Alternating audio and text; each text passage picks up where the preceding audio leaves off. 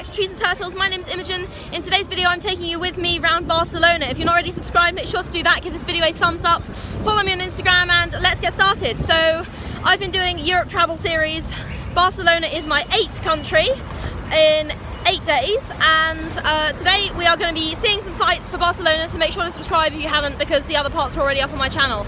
But first, what we're going to do is, our first landmark is Casa Batlló, which was designed by Gaudi originally and redesigned by him in 1904, and it's been refurbished since, so let me show you. So here it is. This is one of the most famous buildings in Barcelona, and for very good reason, because it looks extremely distinctive. It's got a bunch of tiles up there, you can see the sort of mosaic effect, and then down here it looks almost organic. And another name for this place is the House of Bones, because it looks like it's got a bunch of bones, and honestly, fair enough. And honestly, like down here as well, you've got a lot of very cool architecture, but this is definitely the centerpiece. Like, how cool is that? It's just really unique. This is the instantly recognizable Basilica de Sagrada Familia. It's the oldest, the largest Catholic church still under construction in the world. It was begun in 1882, and construction, as you can see, continues until this day, although they did have a very brief break for the coronavirus pandemic.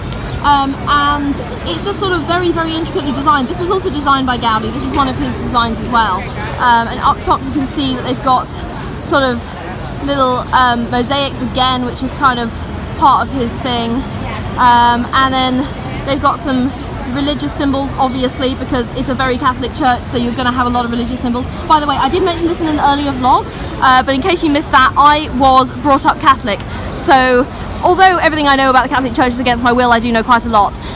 So anything you want to ask about, like, Catholicism in the comments, go ahead, I will answer it. But yeah, this is actually, religion aside, a very impressive feat of engineering, because they started building this in the 1800s, and obviously, like, engineering techniques have evolved enormously since then, but they're still building it, and they're still sticking to the sort of original plan, and parts of the church have been opened, parts of the church have been consecrated, so like open for worship by the Pope. So yes, this is a sort of a church that's evolved throughout the ages, and really quite fascinating to see. This is the Arc de Triomphe in central Barcelona. It was built for the 1888 World Fair, and it's still standing, and it just sort of continues on down a long avenue of trees. Pretty cool.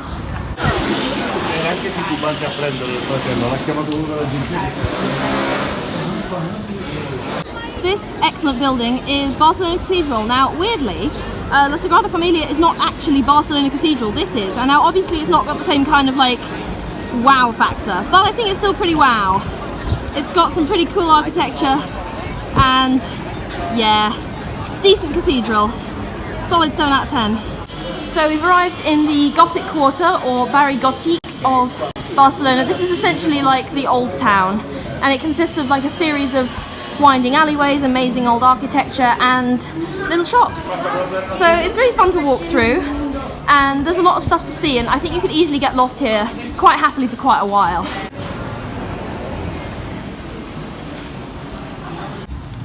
I apologise to all the vegans here, but I had to stop and look at this. This is a live lobster on ice in the window of a seafood place.